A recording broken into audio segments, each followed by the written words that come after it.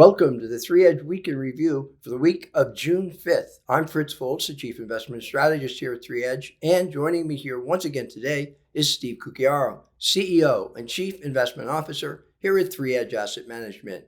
This week, Steve and I will discuss the recent rally in the equity markets, which began in mid-March and then seemed to pick up steam in May as the excitement over developments in artificial intelligence took off.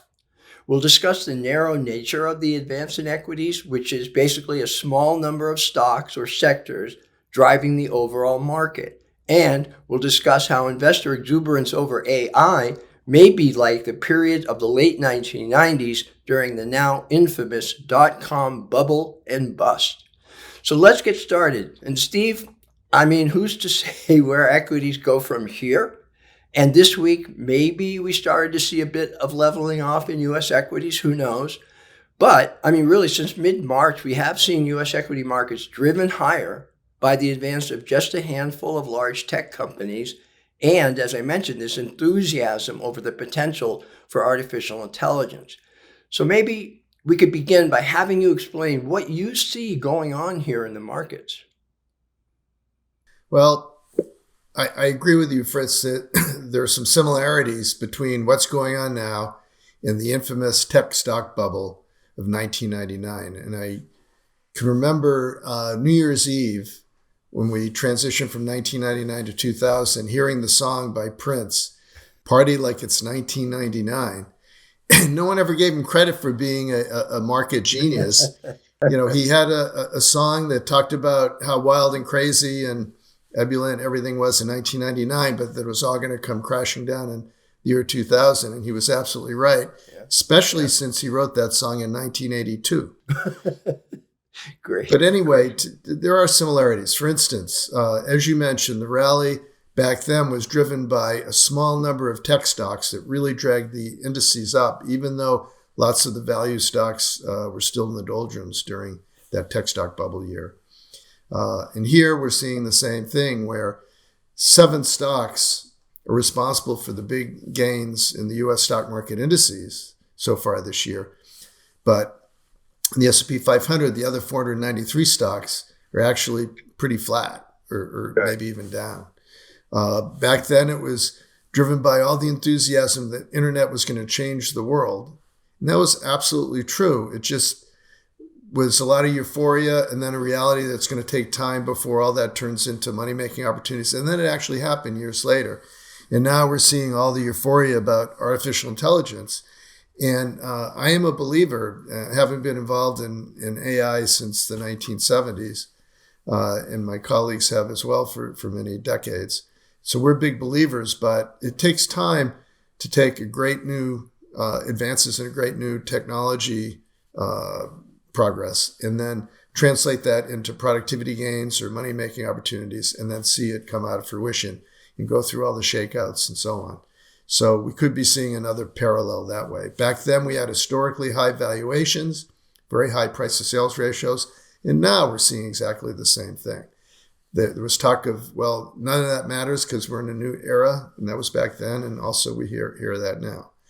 So we see a lot of the parallels. Another parallel is what we call FOMO, fear of missing out. And a lot of this rally we're seeing in the last several weeks has been investors, both retail investors and professional investors, being afraid of missing out on this rally or being afraid of falling behind the averages and taking that cash and putting it back in the market. So this is very reminiscent of past boom and bust cycles. And then there were many people who came out and said, this is crazy, this is irrational, the market can't continue to go higher. But some of those people called the top too early, and bubbles can often last longer than many people realize. So very true. I have to say that as well. So you can probably tell by my background, I'm not in my normal studio setup. I'm out here on the road, but it's interesting what you talked about. I'm meeting with advisors out here who work with us, and, they feel that that FOMO is very real. They're not 100% convinced, but they don't, necessarily want to miss out either because clients want to participate. And I think it's very normal when the market's going up, people want to participate. But maybe you could spend a little bit more time really focusing on the risks that you see maybe in the overall in terms of the equity markets that would make us cautious here? So I have to say, in every cycle, investors seem to forget that there's a long lag between when monetary policy tightens, like we've seen over the last several months, and when you finally get a recession, both in the economy and in corporate profits. And because of that long lag, it's easy to be fooled and think, well, it's not going to happen. These are doom and gloom forecasts. The economy seems strong. And you could have said that in 2007 before the big downturn in 2008. You could have said that in 1999 before the big downturn in 2000. You could have said that in 1929 before the Great Depression. So it's a very common thing that we've seen over and over, that because of the lag, people don't have the patience to wait through that whole cycle. Now, there's a lot of hope that the Fed is going to stop interest rate hikes just before we hit a recession, but have done enough to kill the inflation, and they're going to create a soft landing. That's not impossible, but the track record says it's really, really, really rare that almost always either they've gone too far and you do get the recession, or they pull back too early and inflation continues, and then it just makes a worse problem in the future. So while it's not impossible, it's really tricky, and the Fed doesn't have a good track record in the past. So what we see in a lot of these bubble periods is that it's almost like the market bubble exists to draw cash that's sitting in investor accounts back into the market just before it's going to punish them with the next downturn. So that's what I would be concerned about. Doesn't mean it's going to happen today or tomorrow, although it could, but doesn't mean it's going to happen necessarily. But it's likely at some point to correct. And because we think the S&P 500 by our measure is highly overvalued, once a correction begins, our fear is that it could have quite a ways to go before it reaches fair value. Excellent. Great. So as always, my final question is based on what we've discussed here today about the narrowness of the current market rally in U.S. equities and how, it may or may not be reminiscent of the dot-com era. How might investors think about positioning their portfolios at the time, especially since, as I mentioned, it's quite normal to want to participate when the market's going up. So how might investors position themselves now? So the perspective that I have on this is that, yes, it's true. Market bubbles can last far longer than logic would suggest, but then it can turn abruptly.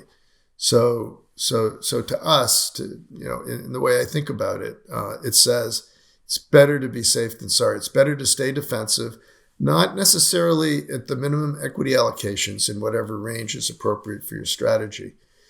It's okay to have some equity allocation to participate in what could be a continued market, but to try to do that in an intelligent way. So in the most overvalued markets, like the US, we are at our minimum allocation. Now, even at the minimum allocation, we are participating because that minimum is largely in the S&P 500 index. It is participating somewhat in the tech stocks continuing to go up. And if the bubble continues, we will get some participation, but not at such a great degree that we could really be hurt in the future. And then for any non-US investments, we really pared back any areas that were either overvalued or where the economic indicators are indicating a worsening economic slowdown situation by inverting yield curves, getting more inverted, et cetera. And the one exception we see now is Japan. Japan is an example of a highly undervalued market, particularly in comparison with the US. It's got the most stimulative monetary policy of any major central bank. And it's exhibiting favorable investor behavioral metrics. And in fact, year to date, it's even outperforming the S&P 500 index a little bit. So one way to participate above the minimum equity allocation, but to do it in what we think is an intelligent way, is to have minimum equity allocation in the US, but in the S&P 500, to have some allocation to an international market that's much more undervalued, like Japan, that's showing other positive aspects. And then holding it there with the equities. With commodities, we think very favorably long-term about commodities, but in the short term, there are some headwinds and risks. For instance, the slowing global economy tends to reduce demand for commodities. Right. The threat of further Fed tightening beyond what maybe the market is expecting. The liquidity squeeze due to the continued quantitative tightening by the Fed, plus the fact that now the debt ceiling has been extended another 2 years. Treasury has to raise about $1 trillion quickly, and that could cause a liquidity squeeze. So what we favor is not so much commodities as a hedge against equities, but right now what we look at is what you might call cash equivalents, treasury bills, short-term treasury bills, which are yielding currently over 5%, and they're of the highest quality. So we're staying away from fixed income of high duration that could get hurt if interest rates do go up. We're staying away from lower credit quality, which could get hurt if we do go into recession. But we are also adding a hedge against the potential of stagflation, which is the economy slows down, right, and inflation continues up. So we do own TIPS, Treasury Inflation Protected Securities, and we do own some gold. We're not at our maximum, we're not at our minimum, but we own gold. And TIPS and gold are excellent hedges against stagflation. So in summary, we're not fully invested in the market, chasing the bubble. We're not completely out of all investments, hiding all in cash, because then we wouldn't have hedges against stagflation. We wouldn't have hedges against the potential for this bubble to continue for longer. But we're trying to do it in a defensive, intelligent way. Excellent. Great. Well, thank you for your insights today. Very, very helpful. A lot going on in this environment. So that will do it for Steve and me, but we will be back next week. Another edition of the 3 Edge Week in Review, and most likely we'll be discussing next week's meeting of the Federal Reserve's Federal Open Market Committee and its decision next Wednesday on whether or not to raise short-term interest rates or to pause. As a reminder, all our videos are always available on our 3 Edge YouTube channel. In addition, all our videos and written commentaries are available on our website, and our website is 3edgeam.com. So until next time, on behalf of Steve and everyone here at 3 Edge, thanks for listening.